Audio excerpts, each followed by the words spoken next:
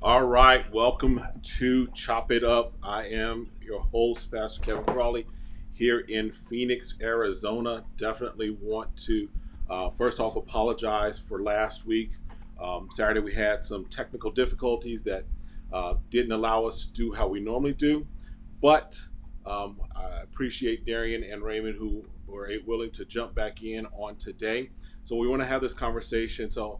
I've introduced myself. I'm gonna let Darian introduce himself, and then Raymond, you're no stranger to this, so go ahead and introduce yourself, and then we'll kind of jump in, tell us your story and everything. Hello, everybody. This is Darian Lewis.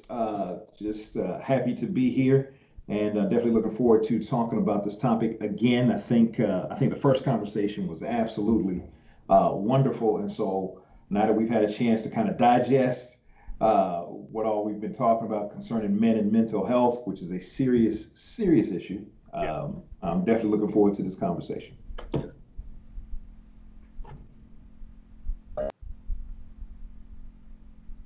Raymond Forte. I am a resident of Phoenix, a native of Atlanta, preacher, singer, musician, and now I am an author of the book Maximizing Mentally. It was released April 4th, which is available on Amazon and my website, raymondforte.com. But I'm honored to be a part of this conversation, and I'm looking forward to not just the input, but the wisdom as well. Amen. All right, so let's just kind of dig into it. I know for one thing I'll always say with these conversations with Chop It Up, we are completely unscripted. This is just off the top, off the dome. This is no pre-writing of what we're going to say or talk about. We just know the topic. But for the sake of those that don't know you, kind of tell your story. What prompted you to write this book, and what it's kind of opened up for you? So, what prompted me to write the book? February 11th, 2019, I went through a horrific mental breakdown. And I don't say horrific lightly. Like it was one of the scariest moments of my life, because that's something I had never really been through mentally. And so, after recovering from that and some sexual trauma from my childhood, mentioning that, my publisher, who wasn't at the time, he saw my Facebook post about some sexual trauma I went through, and he said, "Hey, you need to write a book." And that was nowhere on my radar, Mm-hmm. nowhere, that I'd never written a book. It was an idea, but I never really knew what to do to go through with it. But my publisher saw it, and he felt like that was a worthy enough topic to write about, and so that's what birthed Maximizing Mentally, the book. Awesome. So when you say you went through, and Darren, you can jump in here, of course, as well. But when you say you went through a mental breakdown, can you kind of give us, or really just an emotional breakdown? What did that mean for you? What is that? What did that entail? So in context, I had just I moved to Phoenix, not even a year. Yeah, I had been in Phoenix a year, not even a year, but I had lost the two jobs that brought me here. And so, coming out here with no family, no blood, no biological family, no mom, no brothers, no safety net, alongside with some of the experiences I had, with those jobs or whatever. It really broke me, and it really had got me to a place of I want to say my depression kind of just exerted itself out, and it may manifest in that moment. And alongside the anger and the tears and just everything just came out in that moment. Um, Fear, all of that. So that's yeah. It was it. Okay. Man, yeah.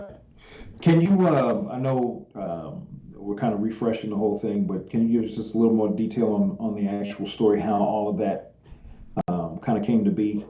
Lay that timeline out for us. What my breakdown? Yes, sir. So like I just got fired. So I had met with my bosses 2 days prior. They had let me go. So that was a Saturday. Sunday, I didn't go to church that day. I had talked to my mom. Just was it was I was okay. You know what I mean? I was talking through it, writing out plans. Just really trying to convince myself that everything was going to be okay. Sunday night leading into Monday morning, reality has set in though that, hey, this is you what you came for is no longer. Yeah. And Mm-hmm. so, with that and being scared, around 5 o'clock that morning, I lost it. Like tears began to flow. I cried, and I was supposed to. What I did was I got up, looked up, Googled. I had enough sense to just Google a psychiatric hospital, called my mom, Wow. and told my mom, listen, I need help. Wow. I need to go to a hospital. I need to do something. And then a friend of mine, who I was really close with, she came from Chandler because I had called her too to let her know what was going on. And she was like, look, she dropped everything, came to get me, and took me to the psychiatric hospital.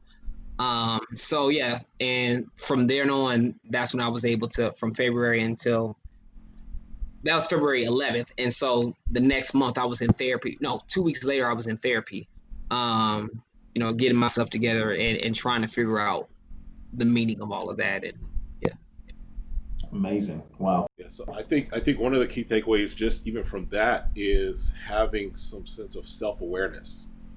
Um, because I think that sometimes we deny what we're going through, and we Mm-hmm. Mm-hmm. deny even the severity of it, Mm-hmm. and that causes us to not reach out, not to make those calls and say, "Hey, I just need somebody to say, you got me," or give me some, talk me Right. down off the ledge.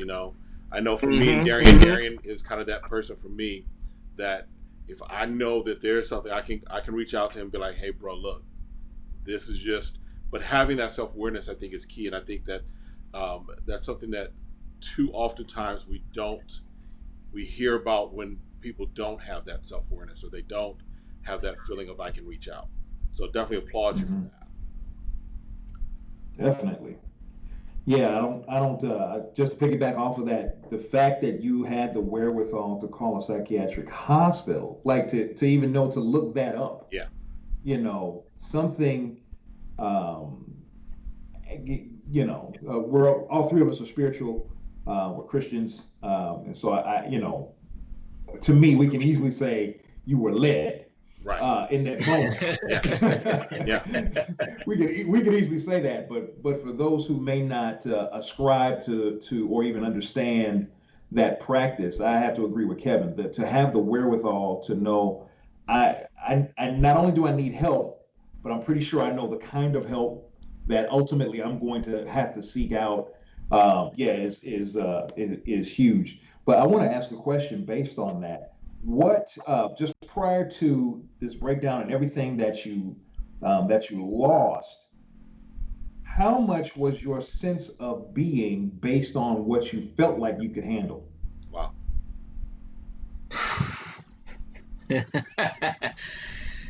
Woo, that's a good question. My sense of being.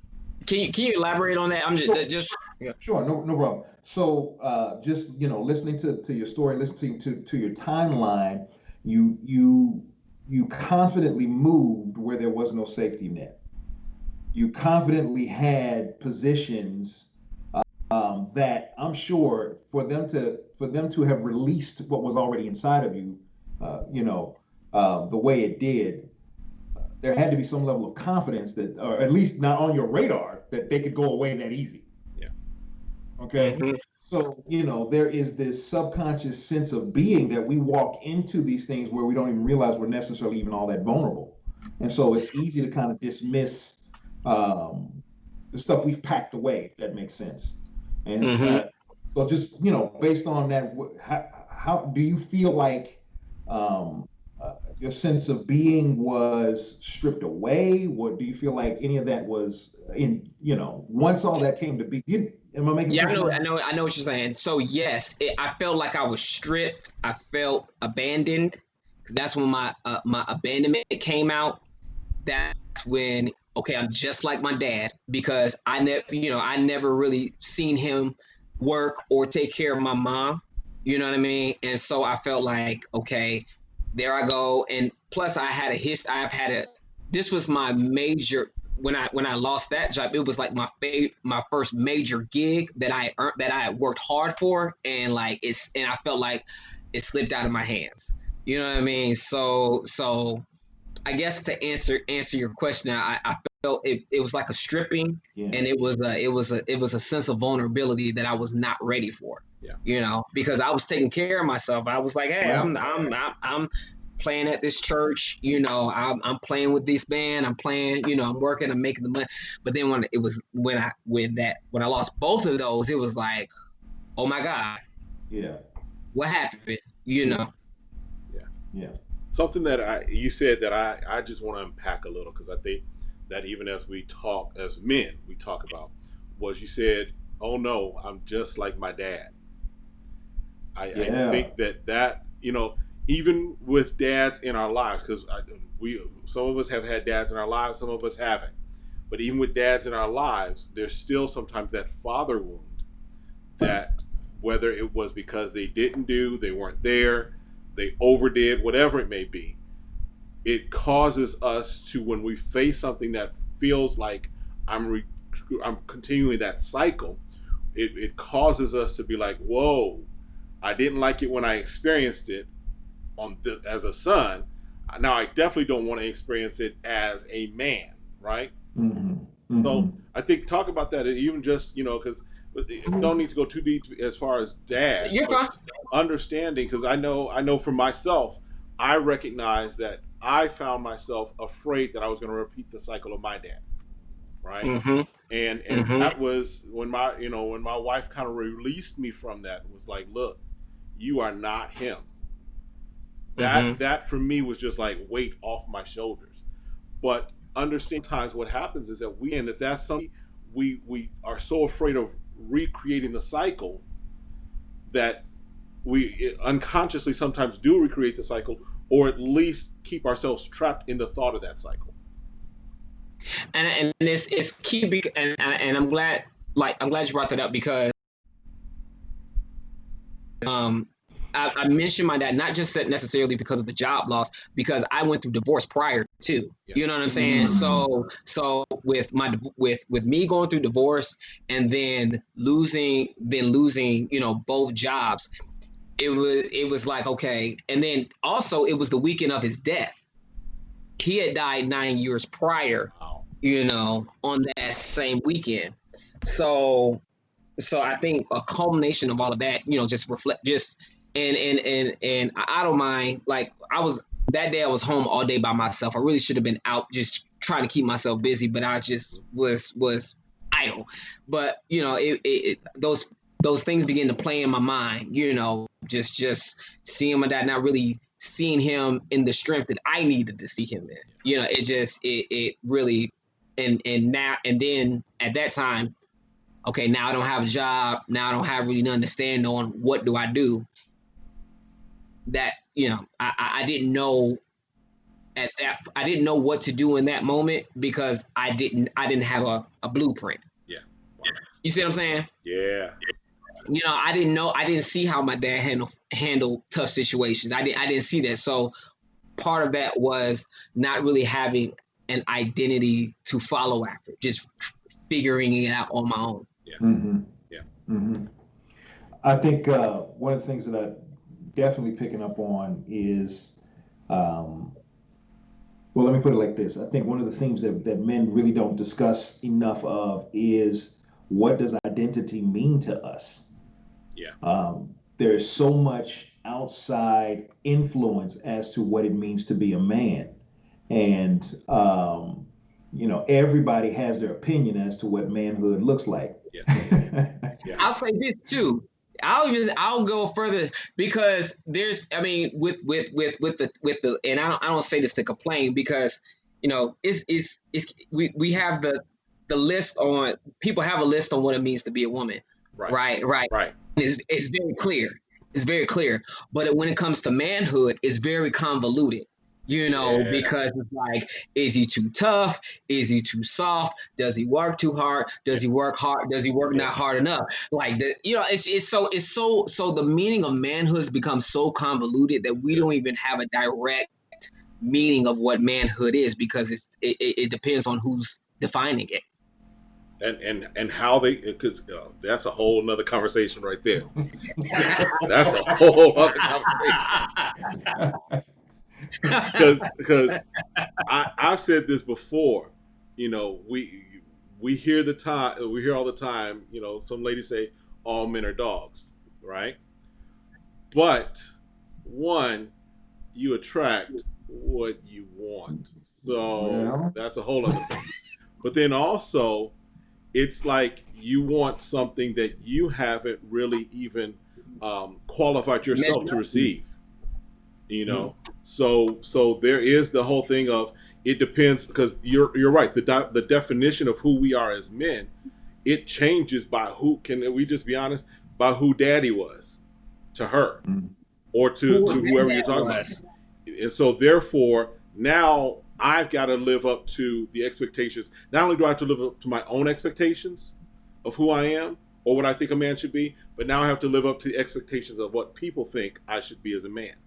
And that's in many respects it's unfair to now be trapped in the mindset of other people and their opinions and their values. Mm-hmm. Mm-hmm.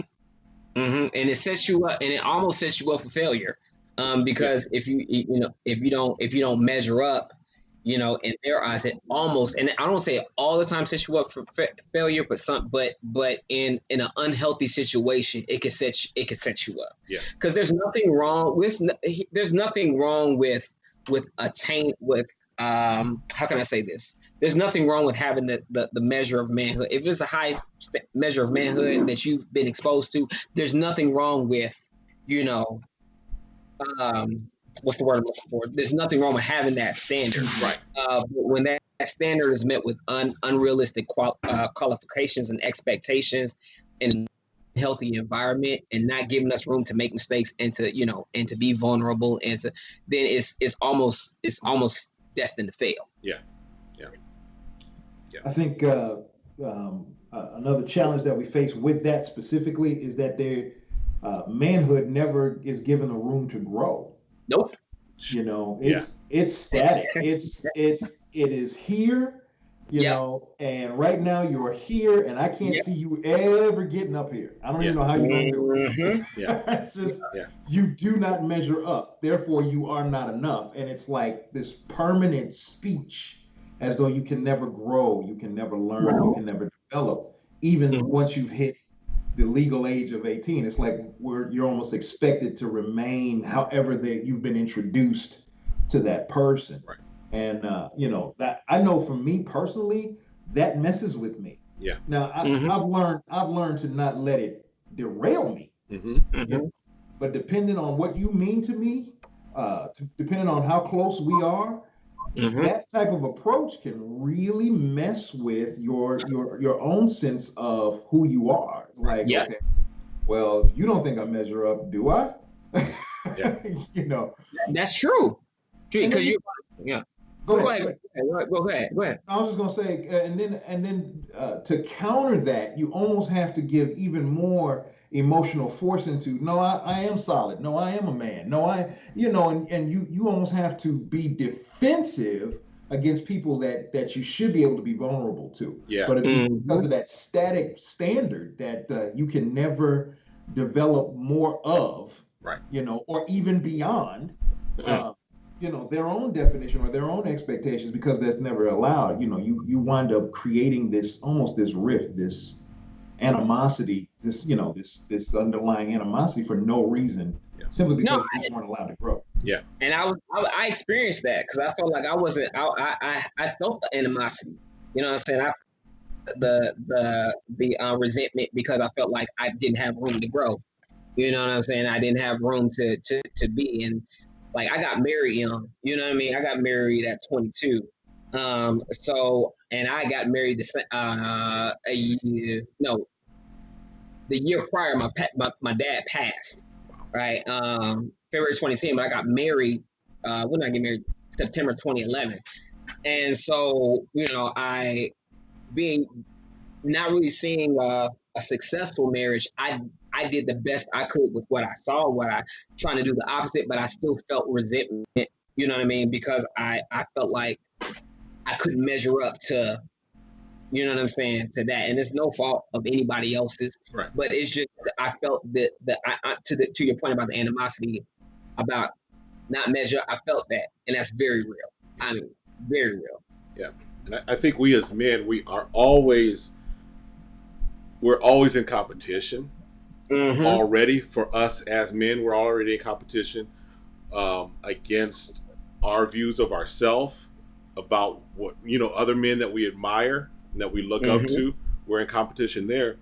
But then I don't need to be put in competition by someone else against a viewpoint or against a standard that I'm not Mm-hmm. even trying to attain, right? Wow. So I think that we one of the key things, and I know we're kind of branching off from even what we're still kind of staying that lane, but even Yeah, branching yeah, off, I think that we as men, we've got to recognize that we have to have enough sense of self that I'm comfortable and confident with who I am and whom I'm becoming, and not try and change and shift for someone else, right? Even as I said that, I think to the famous line from the Fresh Prince, when his father doesn't, has abandoned him again, and he's like, why doesn't he love me? Not realizing that the issue is not with Will, but it's with the dad. And many times yeah. we internalize the issue of why we're rejected or why we're not meeting someone else's standards or our ideas. We're internalizing it on ourselves instead of saying, why are they expecting something of me that is beyond what I'm wanting to do, right? Mm-hmm. Mm-hmm. I talk about identity in my book, and I talk about how identity, I think, is important for men, no matter what rate. When a man knows who he is, and when a man is confident in who he is, it's dangerous for hell. I'll say Yeah, that. It's yeah, dangerous for the kingdom of darkness when a man understands his identity, and when he taps into it. And then when he taps into it, there's nothing that literally, there's nothing that could, I don't want to say that can stop him, but there's nothing that will change. There's nothing that will change his mindset about who he is, because he knows who he is. right, right. I I think the counter to that, the flip side of that coin also is at that point, you know how to give yourself the grace you need Right. also Yep. Yep. to not always succeed at everything that you attempt. Yeah, Mm-hmm. I know for me, the times when I felt the most vulnerable were when I quote unquote failed at something and my failure was seemingly public. You know, and I found myself being the most harsh critic because I wanted to beat everybody to the punch, really. Mm-hmm. It really wasn't even it wasn't mm-hmm. even about self. It was more about, honestly, about pride and false humility more than anything. Like, well, if I beat you to the punch, if I beat myself up, then your blows are not going to hurt me as bad as my own. Right. Right. You Right. know, and Right. so yeah, so I think self awareness, coming to know yourself, being confident in who you are, also means that you give yourself the space to not always succeed at everything. That it's okay if everything doesn't work out the way you game planned it up front. Yeah. Perfect example. Like when I moved back to Phoenix, I moved back to play for one of the biggest mega churches here in the city, right? And so a large part of that breakdown was me feeling like, oh my God, I was a part of this big church. I was on staff here at one of the most notable churches in the city, and in the nation, rather. And to lose that, to your point about failure, that was the most vulnerable I felt, because, but at the same time, I think God had to do something, because it was a certain sense of pride that came with that I had, that I will, that, I have no problem admitting I had that. And I think part of the breakdown that I had was to humble me, in a sense, you know what I'm saying, and to bring me back to center with Him. Yeah. I said this Saturday. That day was the day I met God again. You know what I mean? Because I made so many other things, you know, a God G, Yeah. unintentionally. Where I played, where I worked, the money I made, who I know, who knew me, rather than being confident. You know what I'm saying? And how God made me, and being centered in Him. Yeah. And And I think that again goes back to what we were just talking about with identity. When your mm-hmm. identity is found in what you do, how much you make, who you know, then when any of that gets shaken, now Listen. you have this question of who am I, right? Instead of those things have added to what I do or they've added value, we put our entire value in who I know, what I do, how much I make, who knows my name, who knows what I do, who, even in the social media age, who's right, where you play, who's following Yeah. me, who reposted me, who retweeted me. All of those things seek to, if they're not properly managed, what they do is they cause us to have this false sense of identity. And if any part of that is shaken, if any part of that is torn down, if any part of that goes through a failure or goes through an issue, we're now in crisis because we had this false sense of identity. Mm-hmm, mm-hmm. And I think that's what it was too. And then mine too came because I love music. Don't get me wrong. I'm a musician. I've been doing music all my life. I've been playing keys 15 years. I've had over 20 years of music experience. Anybody in gospel, traditional gospel, you name them, I've sung with them, met them, shook hands, whatever. You know what I'm saying? I did that because that was my parents' dream for me. I worked so hard. Not even though I had my own passion for music, a lot of what I was doing was behind my parents, and not wanting to feel like I failed them. Yeah. You know what I mean? And that day I had my breakdown. I told myself it's okay to do different things, which like I'm going back to school for sports management. You know what I mean? And one of my goals is to become a basketball executive. Where are you going to school? GCU. Lopes up, baby. Yes, sir. So that's my goal, and my breakdown really brought it allowed me to be okay with failing, but be okay with doing something else. Yeah. Outside of church. Outside, and this pandemic is really showing me that it's okay to pursue something outside of what you're outside of church. Some people their parents wanted them to pursue basketball or whatever, you know what I'm saying? But like for me, I was doing something my parents wanted me to do rather than saying, okay, this is what Raymond is going to do. This is what Raymond is going to go after. This is who, so yeah, that false sense of identity, I'm not saying it was false, but it was through somebody else and not my own. Yeah. Hey, can I pivot this just a little bit? Yeah. Because something else that you mentioned that I definitely don't want to skip over. You mentioned how the sexual trauma played a part in this as well. And that's definitely a taboo subject when it comes to men. Yeah. We let me not be crass. We just typically don't discuss what we've experienced, especially as children. And I know for the Black community, we are notorious for keeping those secrets. Don't put that stuff out there in the streets. But psychology teaches us, the sickness is in the secrets. Yeah. And you definitely don't have to go into any major detail with that. But how did that play a part, or how did that manifest? What came up that out of all of that? Well, in that, like, and I shouldn't, and I don't think trauma is the word. I don't use the word. It was something that shouldn't have happened. I'll say this, because when I was 16, I had lost my virginity to a woman 9 years my elder.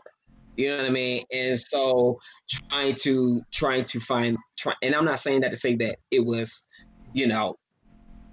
I said that to say I was okay with being abused in every sense of the word. And so when I brought up the sexual trauma, it brought me back to the place where like my dad would accuse me of being gay or accuse me of not being straight or whatever. So I took my parts, you know what I'm saying, to try to prove something to him that I wasn't. You know what I mean? And ended up, and even if it's going as far as finding somebody who's not even you shouldn't even consent to do anything with me. You know what I'm saying? Yeah. And so how it came out, I felt even, I felt like I failed God in that moment. I felt like I failed God, and I failed, you know, his plan and his purpose for me, trying to prove to my dad that I wasn't what he thought I was. Yeah.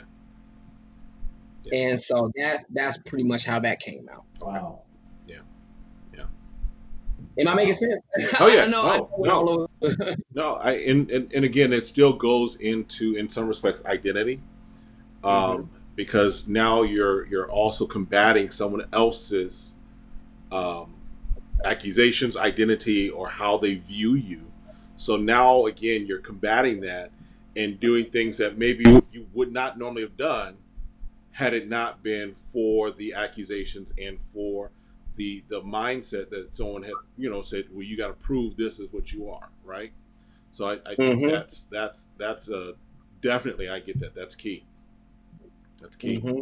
And not just with my dad, with other people. You know Yeah. what I mean? Because I'm be honest. I mean, I'm 5'5", 140. I don't look the most masculine. You know what I mean? And so, I'm a musician. I'm in church. So, with that stigma, people are gonna automatically think that. You know what I mean? Right. And so, or some, or yeah, some. But and so I took that and was very promiscuous. I took that to try to prove not just to my dad, but to the people around me Yeah. that I wasn't, what they thought I was. So, Man, I think a lot of stuff that creates um, just a scale down, just baggage. We can go to whatever level you want to do, but just baggage especially for men has to do with having to prove that you're worthy of being called man. mm-hmm, mm-hmm, And it typically means that you have to do some extreme behavior that you normally wouldn't have done had somebody basically not dared you, whether they realize that's what they did or not. They basically, once they put that out there, they basically called you out. They basically dared you. I dare you to prove to me that you're not something that I despise, or that I don't like, that I hate. Prove to me that you're. Say that again. Say that again. I didn't hear you. and in the same breath, they'll still hold us hostage, even. Yeah, yeah, yeah, absolutely, absolutely. And you wind up having to, yeah, definitely wrestle with that and deal with that later on. Boy, you just brought back some memories. Oh man, no, but I can truly say that as a child, there were times where I was called out to behave in ways that weren't even on my radar, Mm-hmm. that have caused so much uh,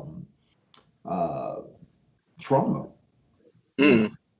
just to be honest, so much trauma, Mm-hmm. so much error and hurt and Yep. pain that I Yep. had to, now I got to bring this stuff to the altar.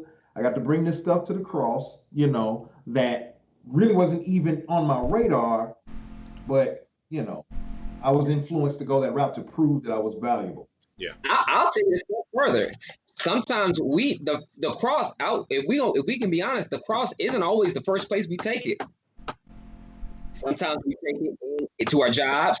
We take it to our spouses. We take that unhealed trauma to our friends before we ever take it to the cross. Yeah. And the time we take it to the cross is when everything is in shambles from our unhealed trauma. And Yeah. that's when I finally took it to the cross. When I had that breakdown, that's when I finally said, "Okay, God, you handle it." I tried to get married to handle it, didn't work. Tried to play through it, didn't work. Tried to preach through it, didn't work. Tried to write through it, didn't work. So God, sing through it, didn't work.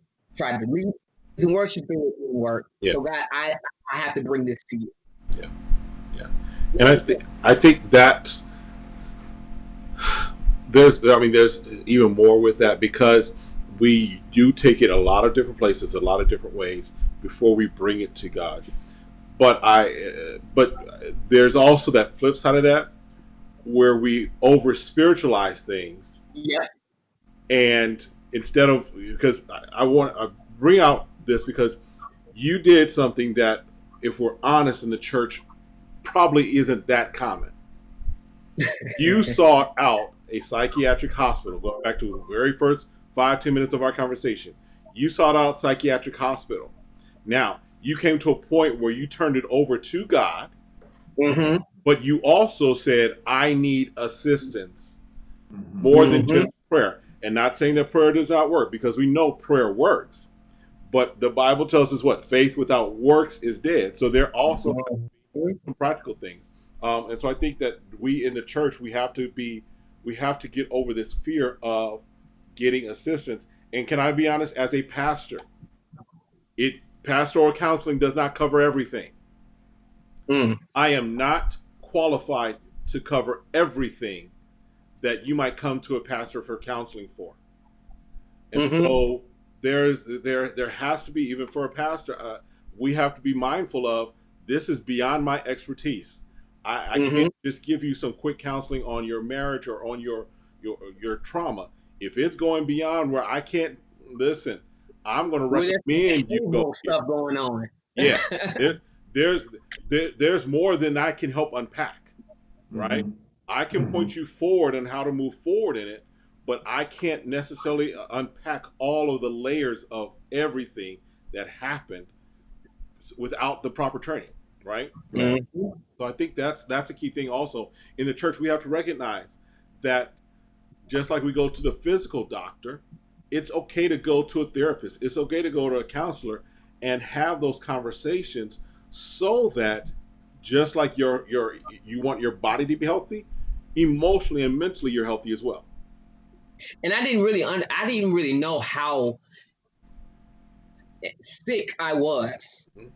until the breakdown. And when I say sick, because it was boiling over years of this undealt with trauma. Yeah, You know what I'm saying? yeah, And so when it was stuff that I needed to deal with. And when when I finally got to the place, to say, okay, I need to do it. It was like a weight was lifted off of me, and it was like, okay, we can't run from it anymore. I wasn't in a position to run from it. I had to, but I didn't really know how sick I was until then. But I'm glad I had enough sense, even in that, to call a psychiatric hospital. yeah, Um, but sometimes you don't know how sick you really are until the crisis comes. It's Yeah. psychological. yeah. Let me, because Kevin, you mentioned the fact that that definitely was not a common response, and it church or not church, that's not a common response in our community. True, Period. Mm-hmm. It just true, really isn't. Mm-hmm. It has to be, typically someone else has to introduce that solution. Mm-hmm. Um, so I guess my question is, was there something before that you can think of that may have planted a seed in your mind, thinking, you know what, if it ever gets there, it's okay? Does that make sense? No, as far as was there something planted in my mind as far as going to a psychiatric hospital? Right, right. Or just seeking that type of assistance, or Yeah. just No, go ahead. Go ahead. I'm sorry. no, that's my question. Was there Oh, anything that you can look back on and say, you know what, that's not a bad thing. That's not a bad way to go if that's ever necessary. no, because I have like a lot of I have therapy. I have friends who are therapists. I have friends who are counselors as well. So they have given me the okay, not giving me the okay, but they've always told me that it was okay but I didn't know I had the resources to do it, what I'm saying, at the time. Like I could have seen a therapist then or seen that, but I didn't know the resources I had around me until that day. yeah, But to your question, yeah, I had people around me because I was going through my divorce and I was going through some other things that I really hadn't went to counseling with, but they still, say, hey, it's okay to go get help. yeah, yeah.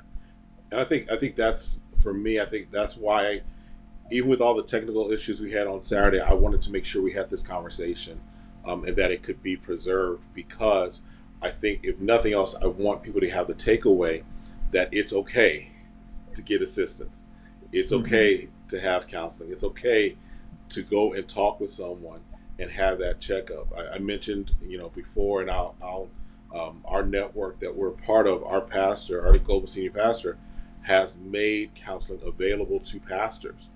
Because it's kind of like, who watches the watchman, right?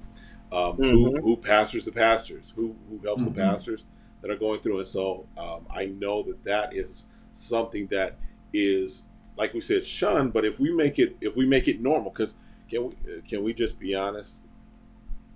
It's not normal in our community, like you said, Darian, but in other communities, that's get a driver's license, get a therapist. This is what they do. I get a car, I get a therapist. Those are So right. We need to make that in our society and in our community, in our culture, make that this is just what you do. This is, if you need that, go get it, right? And so that also means, on the other side, we also have to have people that are in our culture, in our community, that understand even the trauma, and this is a whole other conversation, but understand the trauma of being Black in America, that can also help to navigate through some of those things. Because some of the things that even we deal with church and being Black and being male or female, what have you, they are unique to our situation. So having somebody that can help us navigate through that from a position of understanding that, and not just sitting outside observing it, right? So. Boy, that's almost a specialization. Seriously, you almost have to specialize in, with everything that we have that has been exposed, if you will, for the rest of the world. And, we're looking like, where y'all been? This is our reality from generations. This isn't new, and to still have people question the validity and question the honesty and question the integrity of these stories, it's just like, it's like, dude, I can't take it anymore. And that's what I mean by it. It almost seems like it would have to be a specialization. How do we help this community navigate away from having to prove their own right to exist? Why is that still in question? And how is that plaguing their psyche? As a community, as a people. So the stuff that needs to be unpacked for the African American, again, this isn't to negate anyone's what they've been through, what they've been through culturally speaking, But I do know there is some pronouncement here. There's definitely some things that are unique to the rest of the planet. that we have gone through, as a people in this country. So definitely. Boy. And one thing before, because I want to pivot just a little like we did last time. I want to pivot a little, but one thing I do want to, that you mentioned, Raymond, as far as expectations in the church. All of us. An hour on that one. That's probably a whole other show.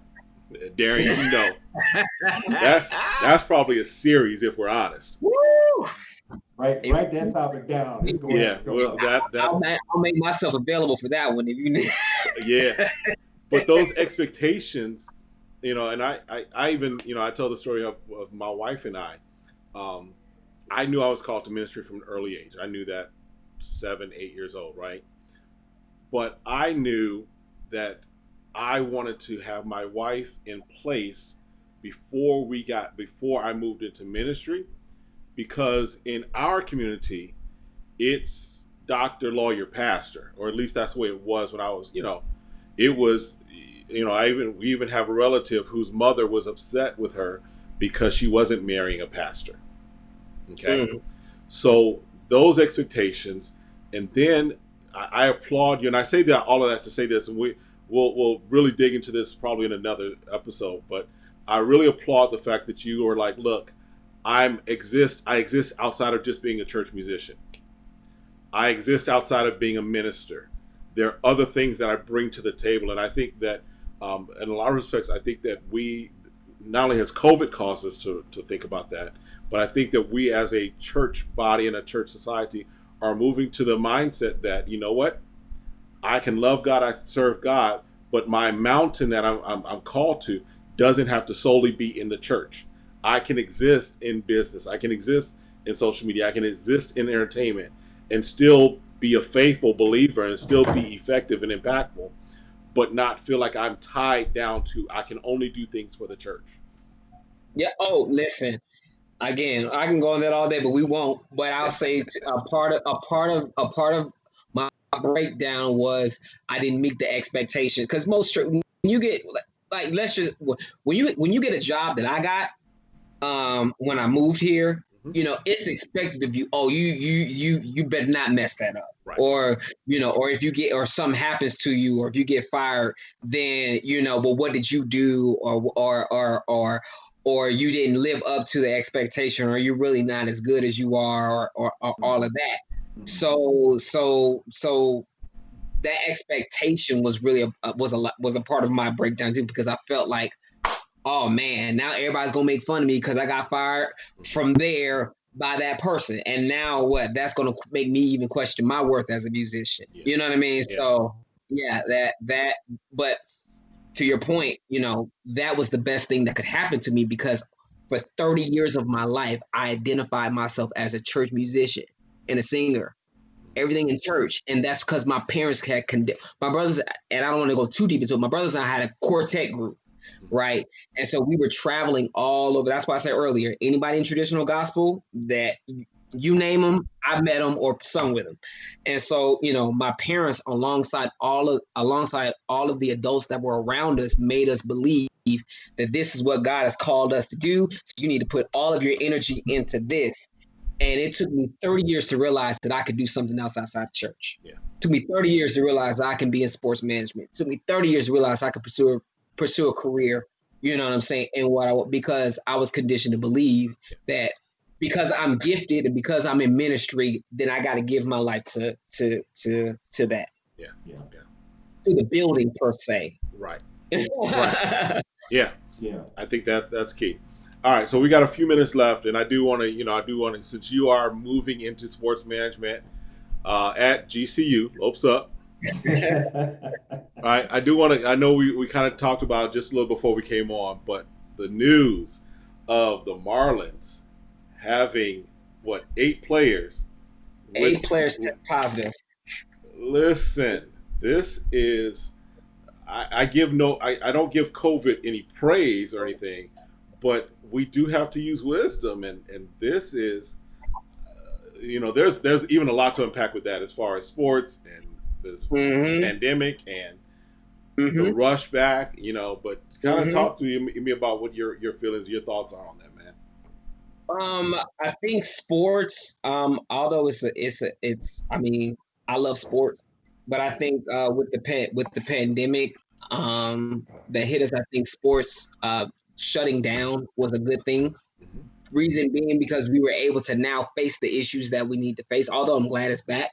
But as far as the Marlins and the players playing through the pandemic, I mean, it's very unfortunate because their whole lives are based on the health of their bodies. You know what I mean? But I'm interested in seeing how Major League Baseball will handle this, as far as like canceling the season. Should they cancel the season after this? Yeah. You know what I mean? Because it's going to,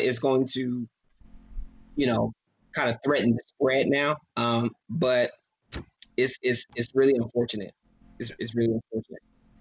I mean, at this point, you're not putting as much fans at risk as you are an entire league of players. Right. By continuing on. Right. And that to me is the challenge when if your entire revenue is based on these guys getting on those, out there on those diamonds, and we're talking, millions, if not billions, lost. The temptation to put people at risk can be so high. Yeah. And you can look at that across the board. But one of the Even the things that NBA, like I love even I'm glad it's back, but with the cases spiking in Florida, like I'm scared. You know what I'm saying, that we may not even have a full restart Yeah. because which I'm trying to figure out why they picked, man, Iowa, pick Wisconsin. North I Dakota. mean, for real, Montana. What were y'all thinking? All this money, and y'all can't pick some place where ain't nobody at. Nothing but cows. Nothing but cows. That's all y'all needed. Because you got, what's his name, Lou Williams, who went No, outside I the was gonna bring bubble, and now is back and has to quarantine. And the thing that makes baseball so interesting is that baseball, they were still, at least with the NBA, they were like, look, we're going to be everybody in this one space. You can't leave. If you leave, you got to quarantine. You got to make sure you're good. But baseball is still traveling. They've shifted some of the traveling down, but they're still traveling. They're still going in and out of cities. And so that because there was even talk. I think Raymond, you might know, but I think there was talk originally that they might just have every team, because we are the spring training capital. So having it kind of centralized here in Arizona. I think was like, nope, we don't want y'all. So mm-hmm. even though Arizona, we got our own problems right now, Mm-hmm. but Mm-hmm.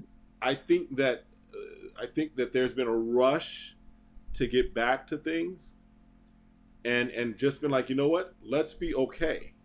Let's Oh, be you watched good. four. Yeah. You watched that four. You said 4. Okay. Yeah. She So said 4. yeah. Thank So you. that's still 5 more than should have it, right? Right. No, it 4 or 5 more than what it should have been. Yeah. Yeah. With baseball, I probably would be a little harsher with baseball, simply because of how long it actually takes to put together a world class diamond. Yeah. It doesn't take long. From the time this hit and they decided to shut down baseball to the time that they decided to do the restart, they could have had a whole park, because you're not bringing fans, you're just Right. bringing cameras. Okay, so you could have had a whole park of 6, 7 diamonds and brought everybody to that one town, that one place, and let them play in a tournament style, just like the NBA is doing. Yep. Quarantine in tournament style, month and a half, 2 month season, and we would have had our baseball. But instead, they, again, to me, um, if greed does not get in check, you have to check. You have to, and now let me not even go there with greed. Okay, the reality is that's an industry. Yeah. And it's a major industry. It's a major vein of financial influx in this nation. The idea of shutting it down is just not light. I get it. I really, really do. Okay, because so many other industries are affected by what these guys do on a day in, day out basis. So I get it. I really, really do get it. But what is a life worth? You know what I mean? And And yeah.